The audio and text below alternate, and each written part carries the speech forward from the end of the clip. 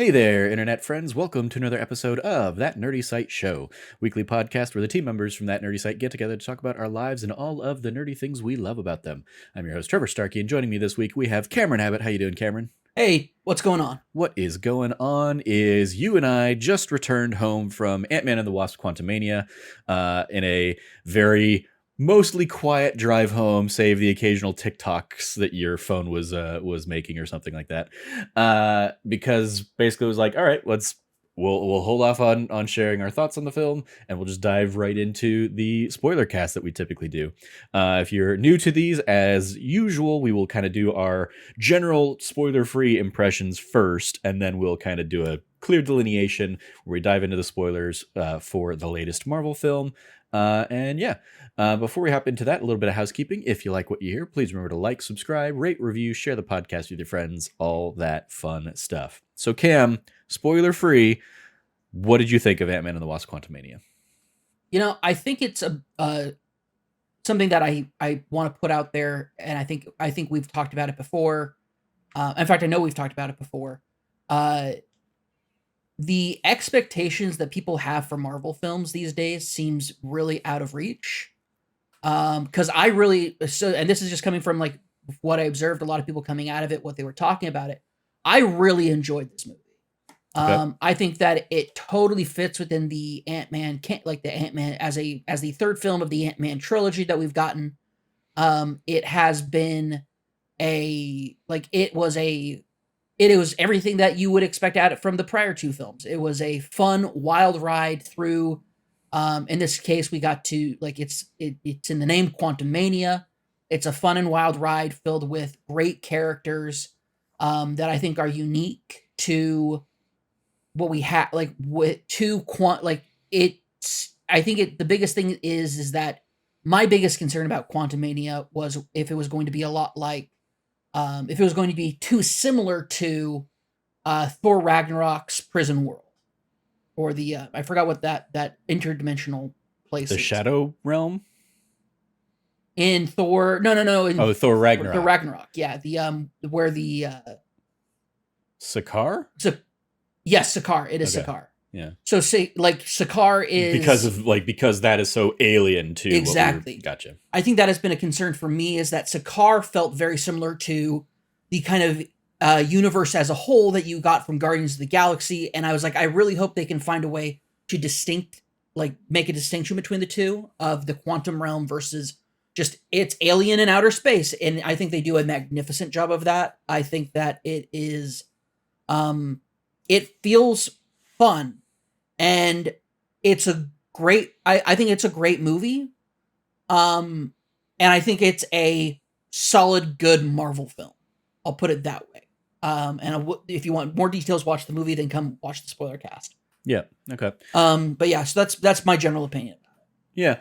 I think based on that, I think I'm probably a little cooler on it than That's you. fair. I didn't have a bad time with it, but it very much was I felt like this did actually have a pretty stark detour from the first two Ant-Man films.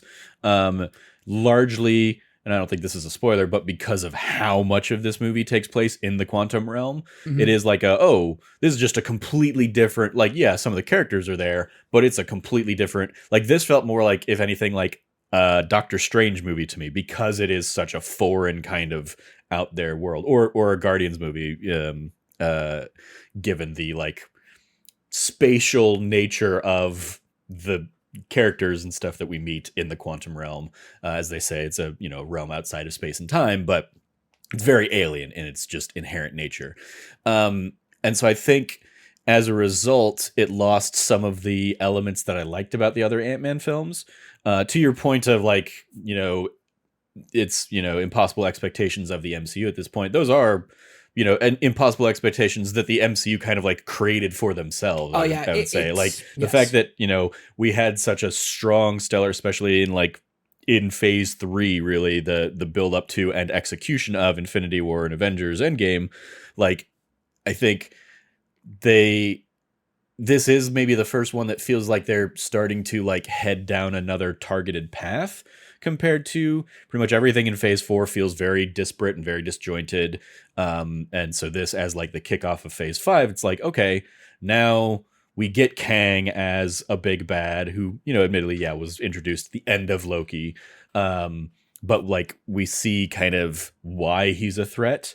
And then we'll dive more into that in spoiler stuff. But I can see how he is being poised as the new Thanos, the new thing. And admitted, like, Thanos for the first 2 phases of the MCU was basically like an end credit sequence in Avengers and an end credit sequence in Avengers Age of Ultron. And then like maybe one scene in Guardians or something like that.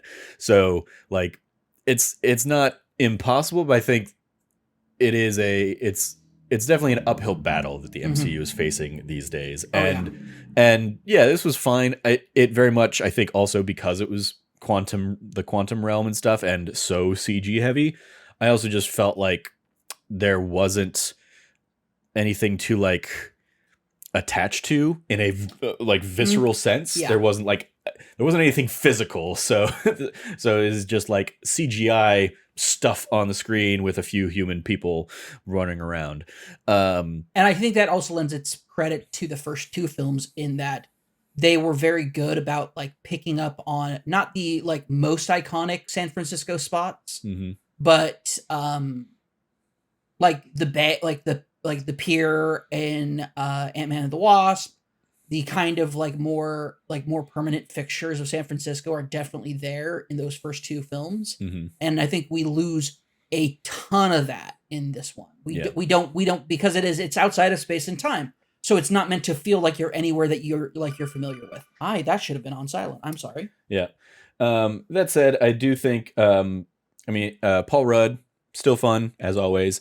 Jonathan Majors, I mean, on the drive home, I was very much thinking, I really want to rewatch the last episode of Loki because I think that episode is like a phenomenal showcase piece for him in general. I first saw him in Last Black Man in San Francisco and like have just been very happy to see him succeeding and continuing on in things. And I think he's going to be a lot of fun as all of these different various Lokis or Kangs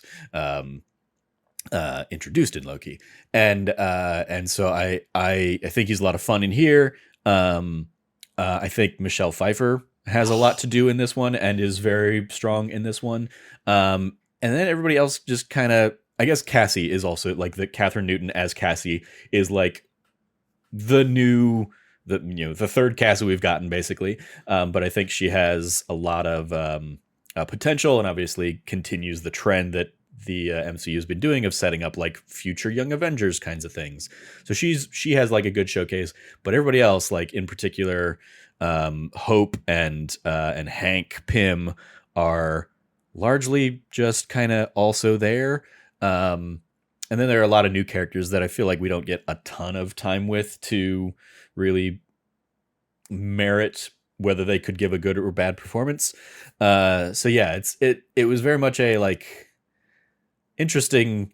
I mean, as we're talking about, I'm like Ant-Man and the Wasp: Quantumania. Yeah, the Wasp was barely in it, but I guess Michelle Pfeiffer's Wasp is in it. We get kind of her, so maybe that's what they're supposed to be referring to. I don't know. But we can dive more into that in spoiler territory. But I think just performance wise, I think those were kind of the standouts and then the shortcomings for me.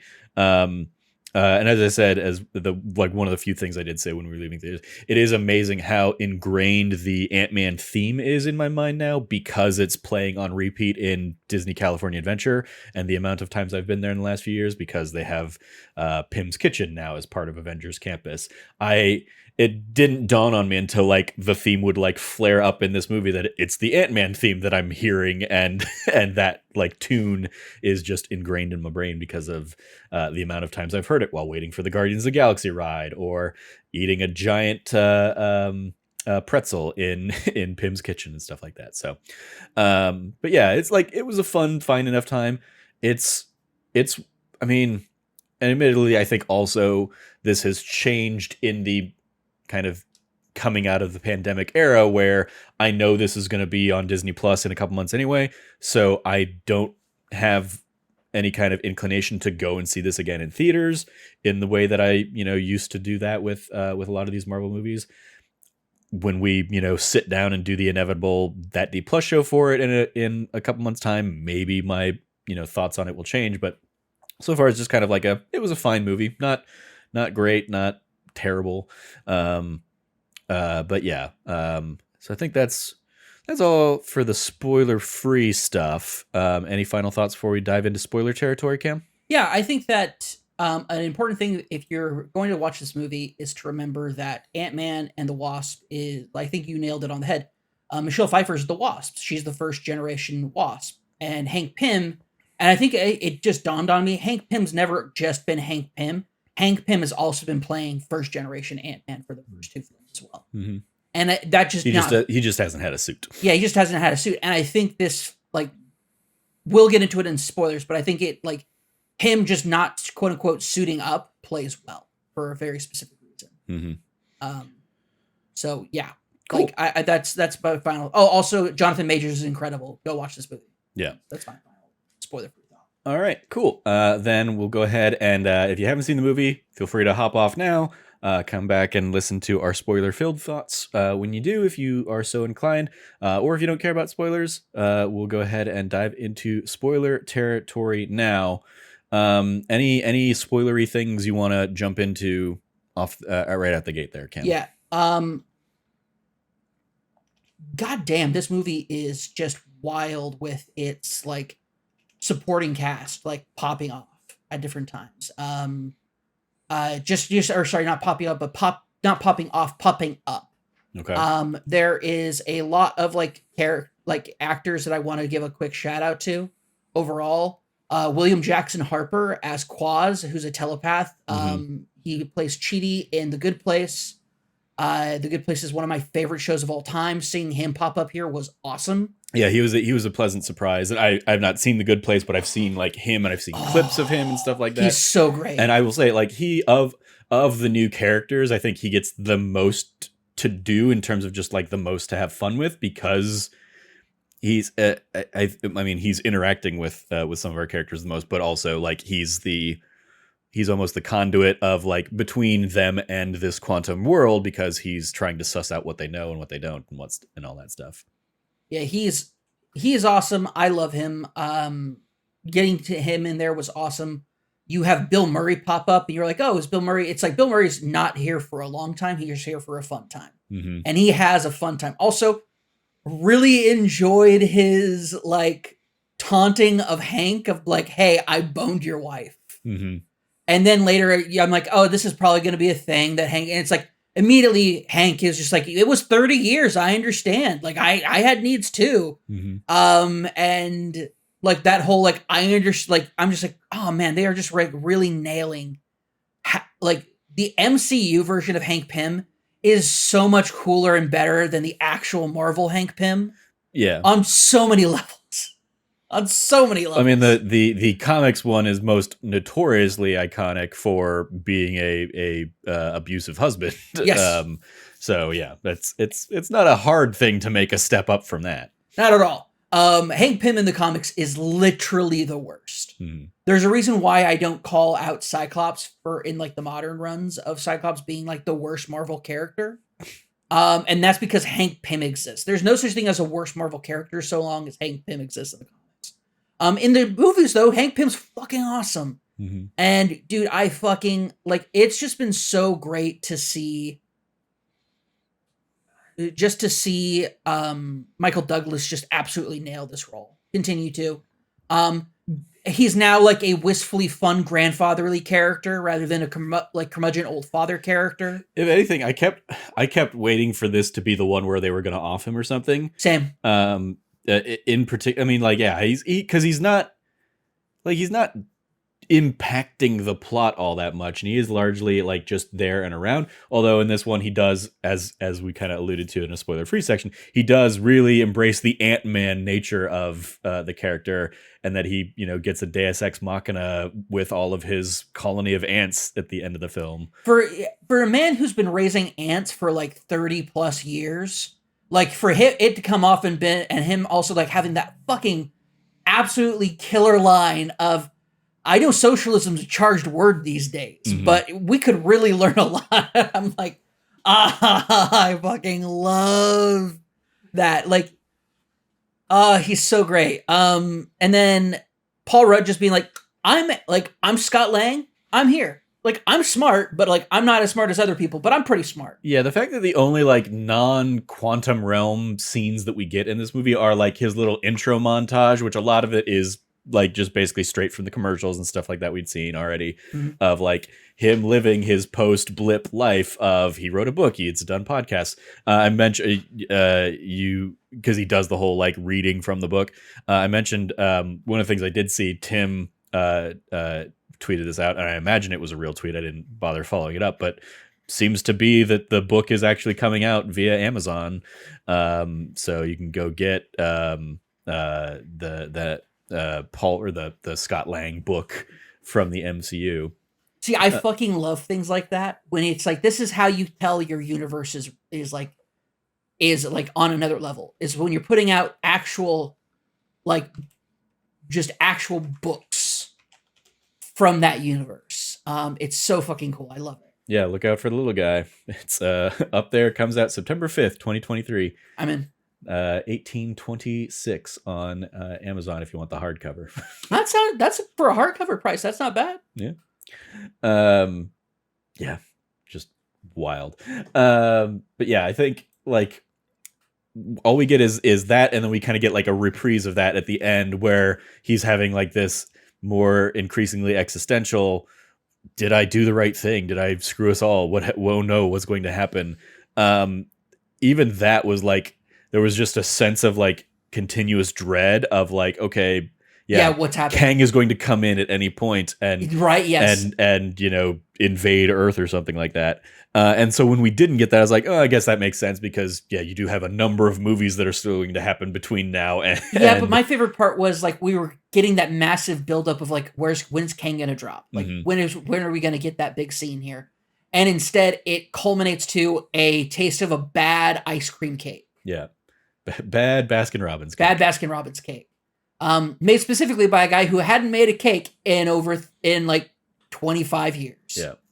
Fantastic. I actually love that. I love that the culmination of that being just like I have a foreboding dread. Oh, bad cake. Oh, and I was like, that's perfect. That is like the Ant-Man like vibe. Yeah. Overall. So I will say one of the things that that I was lacking for me, as I alluded to in the non-spoiler stuff, is we don't get Luis or his whole gang, like the whole gang of Scott's like crew of people. They're just not in this movie at all. Although, as you and I had the conversation, David Dastmalchian, who played Kurt in the first two, the one who's deathly afraid of the Baba Yaga, was credited, and I was like, why was he credited? Like, they weren't in this movie. Are they going to be in like a mid-credit sequence or the post-credit sequence? And then both of those came by, and he was not in either of them.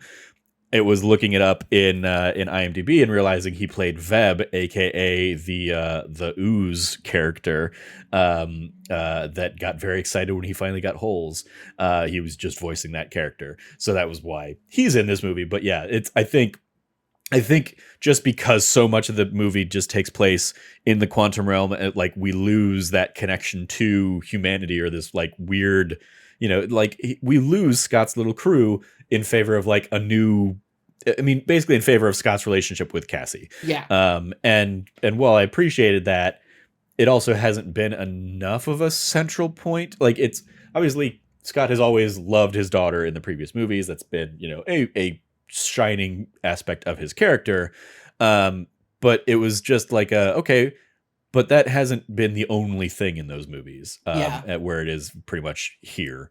I think the thing I do like about that though is it kind of brings up something that we really haven't gotten to see before, which is what happens when like your dad's a superhero who saved the world. Like what kind of impact does that make on you? What kind of impression does that make? And for Cassie, it's very clear that, you know, the movie starts off, she gets arrested. She's been arrested because she basically pulled a vigilante. I mean, yeah, she's being her dad pre her dad even being a superhero. Yeah. She's doing the same kind of stuff that he was doing back that led Michael Douglas, Hank Pym to be like, all right, yeah, maybe he can be my protege kind of thing. Yeah. And there's also like, a little allusions to and nods to like the fact that he was gone for all those years and stuff. And it is the like it's remembering he wasn't blipped, but he was in the quantum realm when everybody else was blipped, which also led me to be like, so what happened? Like, what was he doing for those 5 years that everybody was gone before the rat turned the computer back on and sent him back up? Like, we don't ever get to see what that was like. Yeah. And he said, like, I mean, at least in the movie, this is the movie they would have had an opportunity to like explain where he was, what he did in that time, because he's very much seemingly out of his element in the quantum realm, where it's like, well, he theoretically would have been there for 5 years already. I think it's at that level because when he brings it up, he goes, "This is nothing like the quantum realm that I was in," and she goes, "It's because you weren't small enough to get to this." That's no, he doesn't say that. Oh. That's Hank. Hank says that this isn't what this isn't what it was like when we were here before. Basically, when they got Janet. But that's exactly where, because that exact like area where they picked up Janet in the quantum realm is exactly where Scott was. So if Scott didn't know that he could go smaller. I don't. There's nothing that has established that. That's fair. Okay, like, that's fair. Apart from it being the same tech, and like he's doing his test run at the end of Ant-Man, the first Ant-Man and the Wasp, and he goes in the back of the van, and then everybody gets blipped, and then 5 years goes by, and he gets shot back out. Like, we never understand or get a glimpse at what's happening there. And I think like that, just a scene or two to kind of like help fill in that gap would have gone a long way in helping to explain either like why he's comfortable enough doing what he's doing and all that stuff in this world. And I think just a lot of it is like, it's a little bit like we're already having to take so many leaps in logic as we spend an entire movie in the quantum realm. Just a little bit more like, here's something to ground it, I think would have helped me out a lot. I think a big part of that for me was when Scott and Cassie get there. Scott's worried about Cassie being there, but he does not seem too far out of his element, to the point where like I feel like on that like up like that, I feel like the where they were when they were tumbling down was a place that he was far more familiar with. But when they get to that deeper of a level, I think that's where the problem comes in. And so my fan theory, my headcanon at this point is there's layers to the quantum realm that as you get further and further in, like things start to unravel. I mean, well, yeah, as we especially see when he goes even deeper into the core of Kang's machine kind of thing, and he does start seeing all of the different possibilities of himself and all that stuff. Yeah. So I want to dive into Kang in terms of just the spoilery stuff around Kang. Obviously, as we gushed, Jonathan Majors really, really good in this. I like that this movie kind of introduces him it takes a while to introduce Kang, but like it is very much like everybody is talking about Kang in a way that shows how imposing he is before we ever see him in Kang form. And we get like the little bit of introductory setup of hit like the first scene we see is him crash landing in there and talking to Janet sometime before they pull her out. And then we get like midway through the movie, we get like here's the full dump from Michelle Pfeiffer. And again, as I said in the spoiler free stuff, like she gets the most to do probably exposition wise in this film. And as a result, like I think that helps just how much she's in this film just in general, versus like Hope is barely there. She shows up at the last minute, at the end for like a Deus Ex Machina. She shows up a couple times for like I can fly, so I'm going to save the day kind of thing. But I don't think she has like any kind of arc in this one, and I think that's disappointing, if anything. I think for me that is a big flop point for this film and a big flaw. Another thing that I thought was also a big flaw is after how great they built back up the relationship between Hope and Scott, I was really hoping for more. I get that this was also like the movie to reconnect, like make a big revelation about Michelle Pfeiffer's character, and like her experiences in the quantum realm. and how that like as this like big PTSD like revealing the truth thing to Hope ended up being a bit like far more of Hope's like the focus of Hope's story really was being um the frustrated and flustered reactionary to the big revelations that we were getting about the quantum realm during the like for lack of better terms the info dumps. Yeah, I mean her role in this was to be the audience conduit of like we don't know what's going on. She doesn't know what's going on, but she's going to get all that information from her mom, and that's how we're all going to get all that information too. Yep. I think I think that was a big thing also just like it was a big part of I think what they could have done, and this just might have been a little bit of a change they could have done, is to have Hope kind of embrace this different version of her mom rather than just being like, I can't believe you didn't tell us. It's just like, okay, you didn't tell us, so what? Let's like, so where are we at now? And I think that's what Hank's character does. And I felt that there was maybe they didn't want them both being on that same page to basically be like, you are excused for not telling us about this horrible threat that was like sitting and lurking in the quantum verse. Like maybe that's what they were trying to do. I don't think it played off as well. Because it's not like Hope's not in the movie. It's not like Hope isn't driving plot forward. It's not that Hope isn't like the first person to like be ready to bust out an action scene. I think she does she does a great job. But I think she's reactionary a lot of the time. And I would have liked to have seen a bit more. And I'll also put this out there. I know that this was a big focus on showing kind of like the generational portion of Ant-Man, Wasp 1, 2, and then Cassie, whatever like her tag would be. Stature is her character in the comics. Okay, so Stature. So she's Stature. And kind of like seeing this legacy run through. And I also thought it was very interesting that a big part of this like quote unquote legacy through is not necessarily related by blood. Scott, like he is now in a relationship with Hope, but they didn't start off as them being in a relationship. When he got brought in and was made Ant-Man. He's not the son of Hank Pym. In fact, he didn't know who the hell Hank Pym was before he met him for the first time in Ant-Man. And then you kind of get this, like, you can tell that there's a tenderness and a closeness between Cassie and Hope. That it never comes off as, like, stepmom vibes. But another part of that also, I think, is... and this goes back to my so I understand the focus being on Cassie and Scott. The lack of continuing the really great progress that was made in a more substantial manner, other than a couple of scenes of them being close, holding hands, and at the end, the tenderness that they get at the end, where it is just like a, you know, like they're like they tell each other they love each other because it's like their situation they're in at the end of the film. And I felt I was like, in this moment we're like, oh, are they going to just be stuck in the quantum realm and take oh no, Cassie just turns on the portal again. Okay, cool.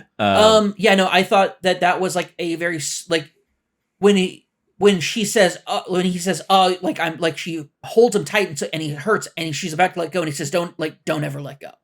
Like I would have liked a little bit more, like just a little bit more of that at the beginning of the film and throughout it. Yeah, if anything, I was gonna say like because there's also like that you came back kind of thing, and for me it struck a moment of like that feels like that's resolving a disconnect between those two characters that isn't in this movie. Yes, it feels like there was like maybe supposed to be some kind of like subplot of, you know, things aren't great between the two of them and like this is them coming back together, or she's, you know, realizing she does still love him or something like that. And it's just not there. So it's like, it almost felt out of place for like those kinds of lines and that kind of sentiment that we get from them at the end. But even in just talking about this, another element that is missing that like is now just striking and dawning on me is missing is also no Judy Greer in this. And no, like we don't get Cassie's actual mom in here. Nope.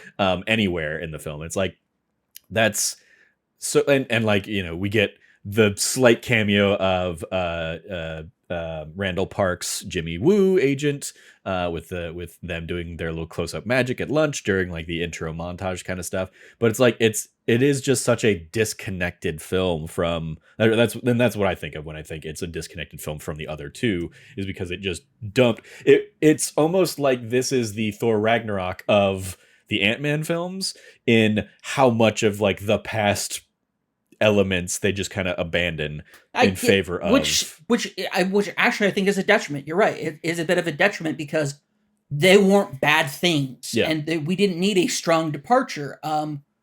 Like, sure, did I watch Ant-Man and the Wasp on a phone on a Southwest flight coming back from, I think it was PAX East at one point? Sure. I didn't go see it in theaters. Granted, that was at a time when I wasn't seeing movies in theaters. Wasn't because of COVID. I just wasn't seeing movies in theaters. Yeah, that would have been well pre-COVID. Yeah, well pre-COVID. But I just felt that there was a lot of, I think what they could have done as a thread, and this might have been the intentional thread, is him not taking her to Berlin was a point of contention for them in Ant-Man and the Wasp. Mm-hmm. We are missing what I think could have been hey, our relationship is in a rough place.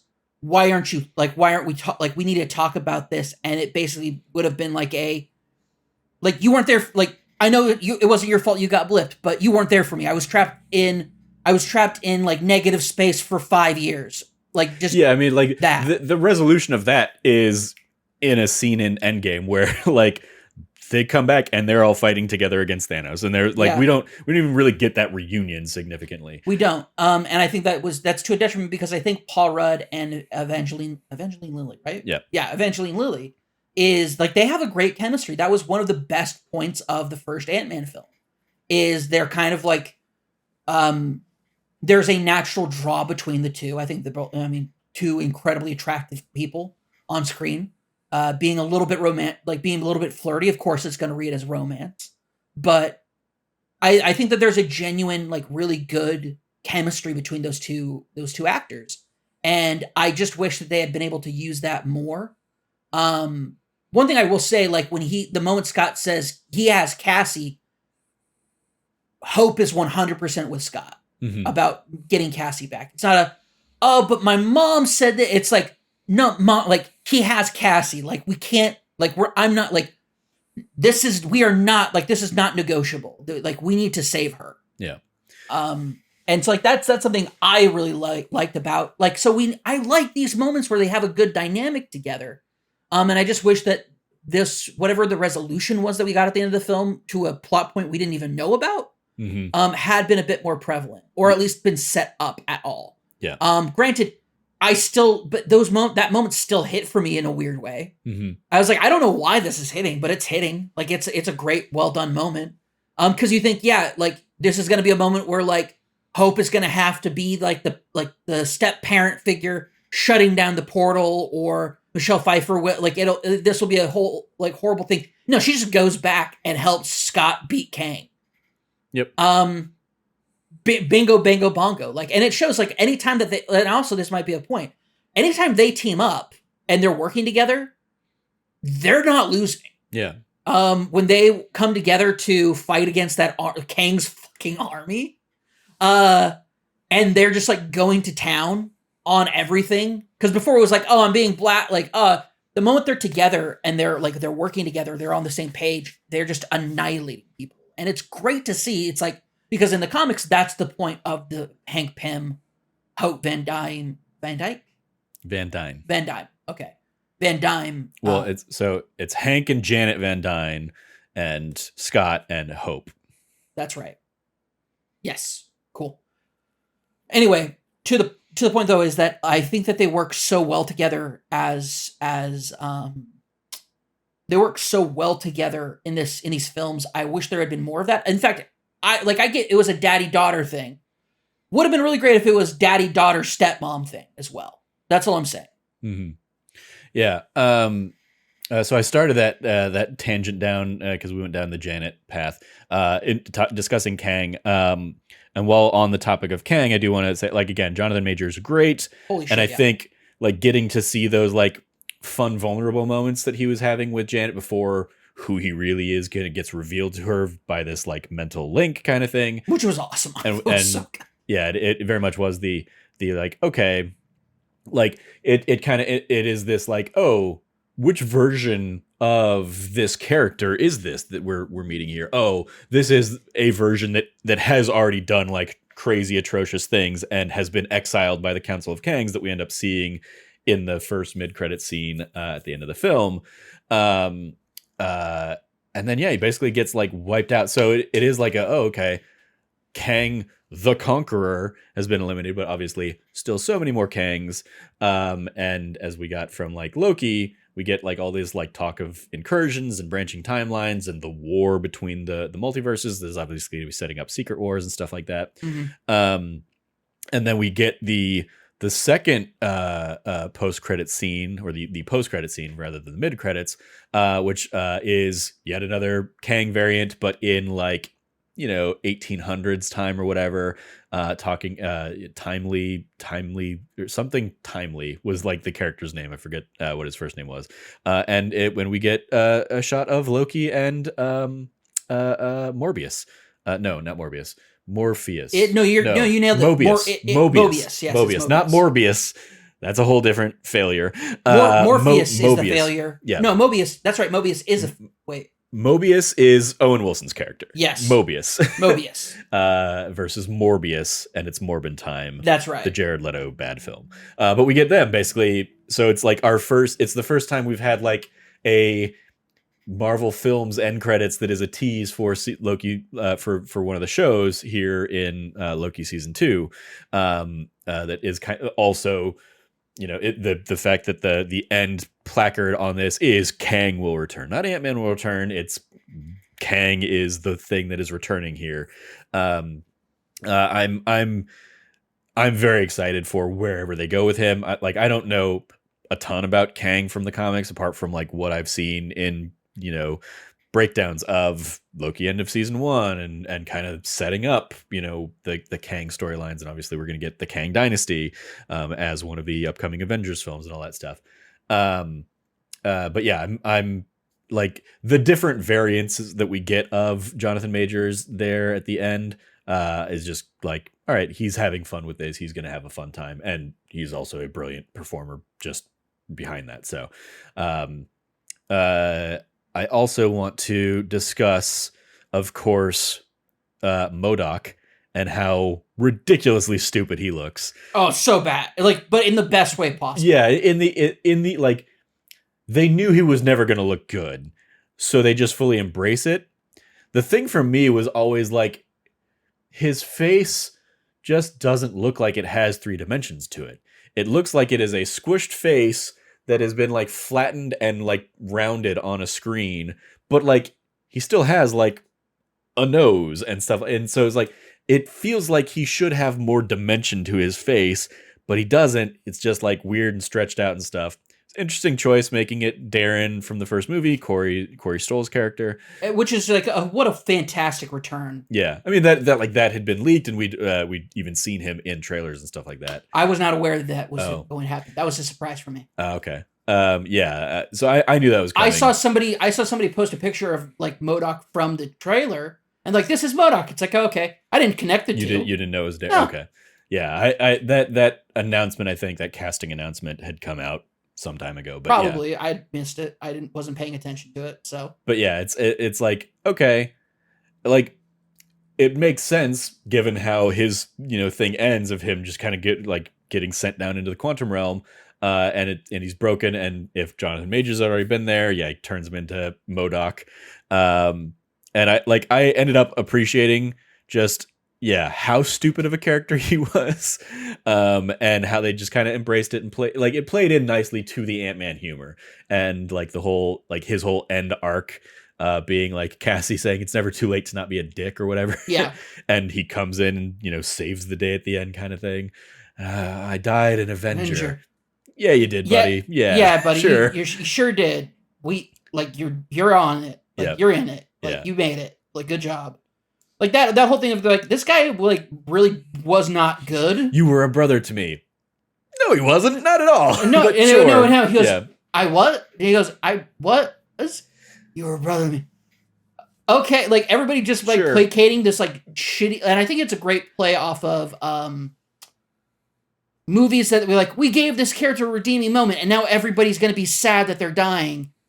On the flip side of it was like everybody kind of was like, oh, just okay with him dying, but they were just like being nice about it. Yeah, sure, yeah, you did. Yeah, you sure did. I sure was like a brother. And it's just like that hand, the fucking little baby hand, yeah, little baby robot hand kind of thing. Just like, well, it's a baby hand, but it's full long like fully length fingers. I mean, realistically, it's not a baby hand or baby legs. It's like human proportion legs. It's just that his like face is so ginormous that makes it look like a baby. that's what it like. It's a normal hand on Paul Rudd's face there at the end. It's just a room-sized head attached to it that is the weird thing. And like, what a great introduction! Like, man, that introduction where he goes, Scott, like we're destined to meet again. Da da da. Hey, man. Did you catch? Because somebody comments earlier and said the acronym out of like the hunter is the mechanized organism for design. Oh yeah, it was Bill Murray. Bill Murray says it in the like while they're doing all that stuff. I'm like, he just dropped MODOK. Yeah, that's what I did. I was like, cool, it's MODOK, and then but then the reveal that it's Darren, and it was just like, yeah, great. Like the thing about it is like there's so many really awesome moments. Also, let's talk about Hank Pym and his like the weird like Chekhov's gun that has been his earpiece. Mm-hmm. His very prominent hearing aid that it's like, I noticed that I was like, oh, that's a choice for him. I was like, oh, are they doing like more accessibility, like relations? Like, oh no, I mean, that's just been how he's communicated with the ants since the first movie. I know, but I don't know. I just never like, it's been a while since I saw the films, but I always thought that was more of a cover than an actual like hearing aid. Oh, I know. Anyway, but yeah, the fact that he's like, oh, like it's like making weird noises that he's in there. And first off, shout out to the ants just like straight up going like technocratic communist and like, or technocratic socialist and just being legit. Ants for movies 1 through 3, like what great ant PR these films have been. Yeah. We'll still kill VIPs. We don't, R.I.P. Anthony. Yep. Never forget Anthony, man. He sacrificed his life. But no, like what a great like just such great like little moments of like just like these ants that come through, and you get Hank Pym, and it's just like, yeah, he fucking is Ant-Man. Mm-hmm. Like that was my reaction to when Michelle Pfeiffer says, he's like, yeah, my back, and she goes, always Ant-Man, and I was like, oh yeah, okay, that's fine. And then later it's just like, oh wow, he really is Ant-Man, mm-hmm. Not because he grows big or small, but because he talks to ants. Yeah. Like when the ants came in and started flooding, I in my head I'm thinking this is that age-old Stan Lee like quote of like, who will win, between these two characters? Whoever the writer needs to win. Yeah. Like you can have an army of ants beat Kang the Conqueror by just saying, yeah, they went through a time dilation and developed 1,000 years worth of technology in an instant kind of thing. And so, yeah, and guess what? There's more of them compared to him. Yeah, and Kang's technology was previously stated as just being centuries ahead of our technology. Exactly. So they were far more advanced than Kang. Yeah. Like, dude, but yeah, just shout out when he's just he's like, I'm getting fucking overrun by ants. I loved some of the, like a couple just the very small things I loved about Jonathan Majors' performance was when giant Paul Rudd is coming through and stops the shield or whatever. Like there are moments where you see terror on his face. Yes. You see he knows he's losing and this is not good. How does he course correct? He's not the like I'm undefeatable kind of like. Yeah, it's never an arrogance. It's confidence, not arrogance that he has. Yeah. And I think that's why he's so effective as a villain, is that we have had arrogant villains. But the difference between Thanos and other villains was Thanos wasn't he was not he was confident. He wasn't what's the word you just used? I don't know why I'm blanking on all of a sudden. Well, I mean, you said arrogance. Arrogant, sorry. There you go. Never mind. I was the one that said it earlier. Yeah. There we go. I forgot my own word. Arrogant. Like the thing about it is like Thanos was never arrogant. I mean, he very much was, yeah. Yeah, no, you're right. I guess that's the difference between him and Kang is he's not arrogant, he's confident. And I think that comes from a level of his understanding and like the way he sees the world in the universe. Mm-hmm. And he, like, it's not so much as like I guess this is the best way to put it. He's not acting like a human being thinks a god would act. He's acting like how you'd expect a god to act. He is above this. I need, like, and it's not a matter of like, well, I could do it myself and go, and he goes, I need you, Scott Lang. And it's a very direct thing. Like, I am calling upon you for a mission that I'm going to give you. If you do not accept it, I will murder your daughter in front of you. Like, then I will make you relive that moment over and over again. Yeah. Yeah. Very, very intimidating. Also, very great misdirect from the amazing misdirect on apart from the trailer cuts, because I totally thought this was going to be like Lang or Kang being like Kang and Lang, Kang telling Scott that like I can give you your time back with your daughter, and then for that actually being like on the flip side, it was something he said to Michelle Pfeiffer. Yeah, but they pulled it to make you think, oh, Scott's working with him so he can get back in time and make up that lost time with Cassie, and it's not. He doesn't have like a selfish moment about it. He's immediately just like, not happening. That moment where you're like, okay, is this like what's going to happen here? And then he's just like, no. It's like, oh, okay, he is the hero. Like he is a heroic person. And it isn't until like something like Cassie's not just like, oh, I'm hurt. It's like Cassie's about to be ripped in fucking half. And so Scott relents at that point. Yeah. And like, it's great. I guess we can talk about somebody we haven't talked about so far, which is Catherine Newton as Cassie. Yep. So we've had 3 actresses play Cassie. Shout out to Abby Ryder Fortson and Emma Furman for the work they did in Ant-Man and Endgame. I found there was a period of time online where people were like, I can't believe that they didn't, like, the person playing Cassie didn't find out until the trailer that she wasn't playing Cassie. I'll put this out there, folks. By the time they're made, did she know that she was out for sure? No. But the fact that this movie was going to be coming out in a year or two. I mean, she claims on Twitter she learned about being replaced when Disney released details of the film at their Investor Day in December of 2020. So, like, she didn't get a call saying, "Hey, we're recasting you." She found out when the public found out that they were doing a new Cassie. Because at that point, she was part of the public. Yes. Yeah, that's what I'm saying. Is like she found out from the like press release kind of thing that she wasn't coming back, that it was being recast. So I think that is kind of a shitty little thing. That's unfortunate. It is unfortunate. It's a little shitty. But also at the same time, everybody's like, I can't believe it. I was like, I was not surprised because we have a different set of producers and directors outside of like Kevin Feige being the only, like, between Endgame and Ant-Man's films. Have they had they have different they're directors. all Marvel. they're all Marvel, but they have different directors, and that means like things could change. So, I mean, sure, but like how often are characters getting recast in Marvel films is I think that's the broader point being made there. Like, part of the whole thing has been, it's apart from like a couple notable examples, it's largely been like the same, you get cast in a thing and you continue playing that character for a long time. I get the young girl who played Cassie in the first couple of Ant-Man movies. That doesn't work because they, needed to kind of age up Cassie by the 5 years of the blip kind of stuff. But if you had that older Cassie already established in Avengers, then yeah, it is weird that like they end up kind of going. It's unfortunate. It's a weird casting choice, but so be it. They probably weren't anticipating going down the path of her being this much more action heavy and stuff like that. So they wanted to go with a little bit more recognizable person who they could, lock in for many, many years. And Catherine Newton does a good job in the role. Like, I think she was fantastic. I really enjoyed her. I enjoyed her place in the story. I thought her relationship with Scott was really, really good. I mean, since the first trailers dropped with her, I always see Deborah Ann Wall.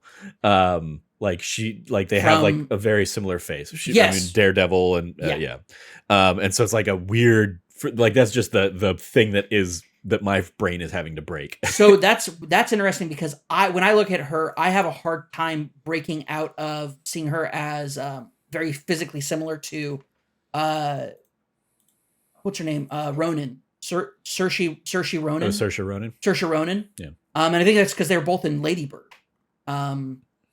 But yeah, for me, that is a big one. I'm like, she looks so familiar, and so she looks like Saoirse Ronan to me. Yeah. But also, like, I realized the first time I ever saw her, she is the daughter of Castiel in Supernatural. Which means nothing to you, Trevor. Nope. But it means a whole lot to me. She's also in Pokemon Detective Pikachu. Like, she was. She's definitely like, she is an on the rise actress who's going to be, basically it's like MCU basically saying, okay, yep, we'll take one of her, please, and plopping her in, for the foreseeable future with, your Haley Steinfelds, your Florence Pughs, kind of that generation of the next, phase 7 Avengers kind of thing. Basically, yeah. I think overall I really have just like really enjoyed this movie, but I think that it is, when you want to ask like where does it rank in like the rankings of the Marvel films, considering the fact that some of the Marvel films are fucking masterpieces. So it goes back to like, is this a great Marvel film? Not necessarily, but I think it's a great film. I think that its individual pieces is really good. Is it a great Ant-Man film? I think it's in there for sure. As far as like between the other two films, I think it ranks up there with those two. I think depending on your personal taste or like what you're wanting out of the Ant-Man film, you might place this one below the other two.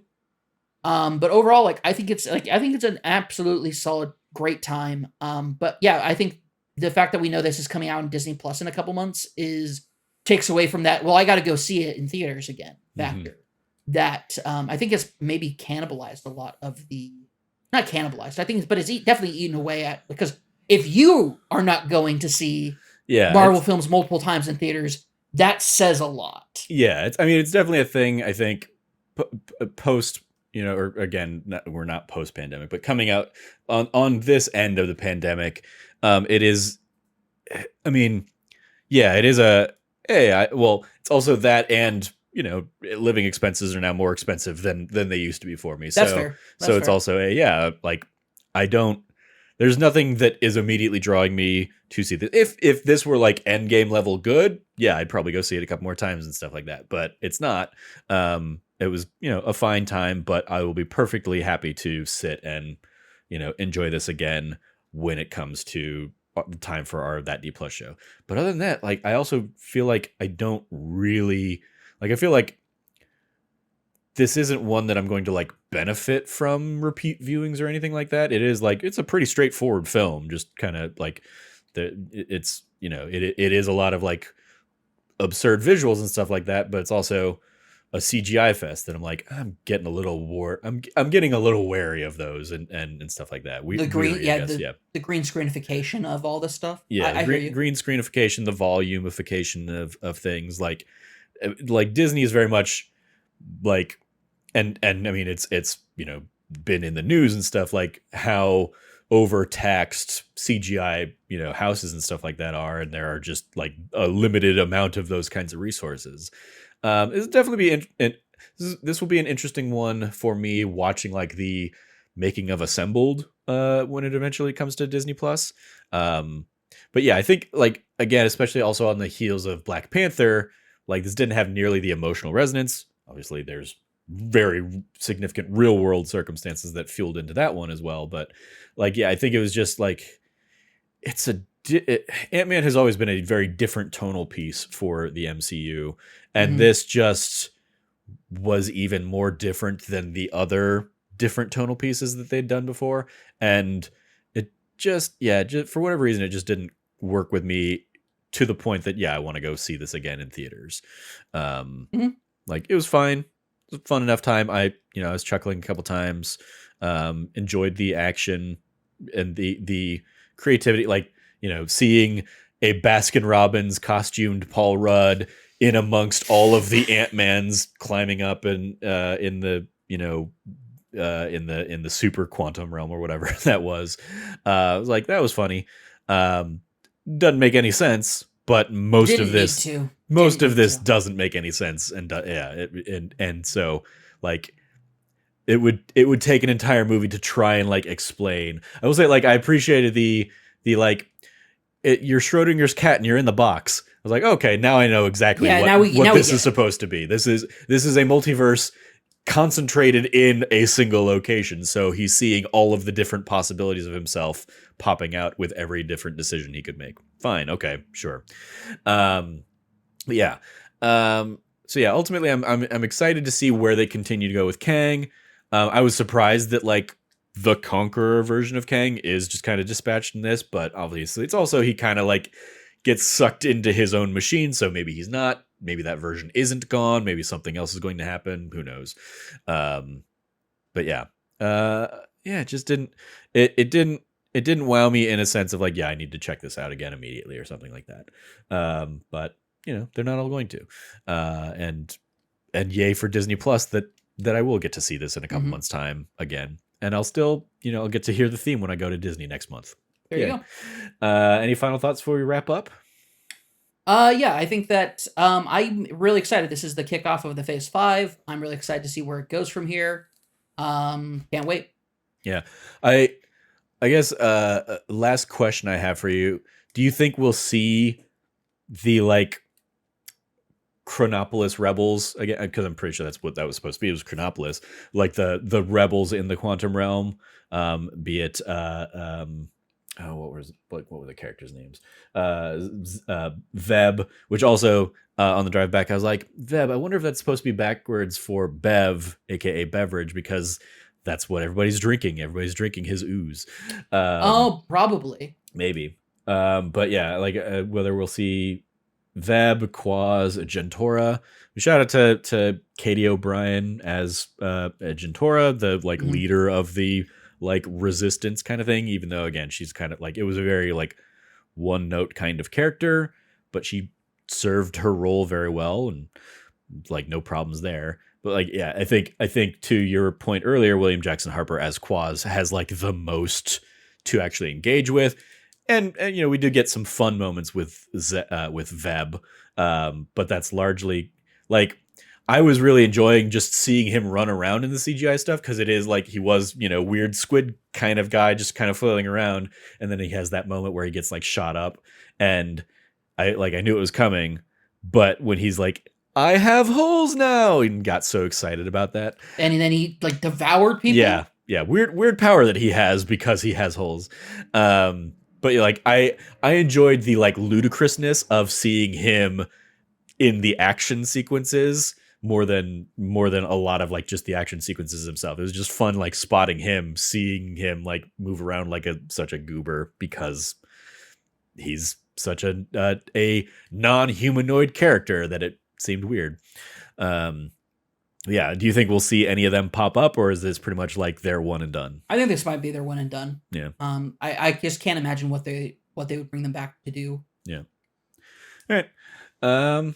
Well, I think that's going to do it for this episode. Also, we didn't get like we get the little fun sequence of like the cop angry about Cassie at the beginning of like, what, I know you took it. Oh, that was so good. and she plops down the you know, the miniaturized police car and stuff like that. We didn't get enough of those. I think that was the other that was another one of those like fun elements from the other movies that I think was lacking here. I agree. So much of it was just like, all right, they're shrinking and you know, increasing size willy-nilly. It's hard to follow what's going on. But I'm glad that they answered the question of like, how hungry does Scott get when he gets giant? Though. Yeah. And like, it's like, it tires you out because like it burns so many goddamn calories. Yeah. I mean, they'd set that up in the past as well. Yeah, but I just like that we got to see somebody else experiencing it and being like, Yeah. oh my gosh, yeah, it's so, you get so hungry. Yeah. Also lime. I want lime. Yeah. Citrus. I don't know. It's weird. Yeah. Fun little bits like that. But yeah, I think they could have, like, even now thinking about it, it was like wait, is that building alive? Yours are dead? That's so great. Made me wish that when like the buildings start coming in and to join the battle at the end, that they had played with like the idea of shrinking one of those down and then expanding it and you know, it crushing something or something. Oh, did you hear Jonathan Majors? He He was asked about the Thanos conundrum, the Ant-Man Thanos conundrum. I didn't hear Jonathan Majors had been. I heard Paul Rudd had been asked, would the butt strategy work against Kang? And I think he said, that's an interesting question. I don't think it would. So Jonathan Majors answered that same question, and he said it would not have worked because Kang would know that was coming, and he would have a preparation for it. All right. And I get that now because it's like maybe that's how when he's like, which one did I have I killed? Yeah, have I killed you? Yeah, yeah. Maybe it's because Scott tried going up the butt, and it turns out. But Kang's soup, babe. Also, does Kang poop? Does he have a functioning like bowel system? Because we never see him eat. Sure. He might not need to. He might just be a perfect being and not have to have a butthole. We don't see a lot of characters eat in this film, but sure, we see a lot of characters eat and drink in this film. But we also see a lot that don't. So that's fair.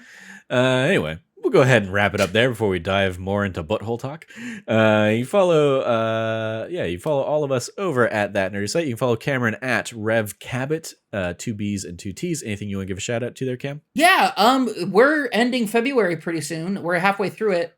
Go check out the stuff that we did at the beginning of the year. We had a lot of fun stuff that we put out for Game of the Year back in January, going through beginning of February. To Trevor's chagrin, I definitely put out my list of top games of the year, along with all of the fun, terrible Photoshops that you would expect to come out of my list. It's there for you. There you go.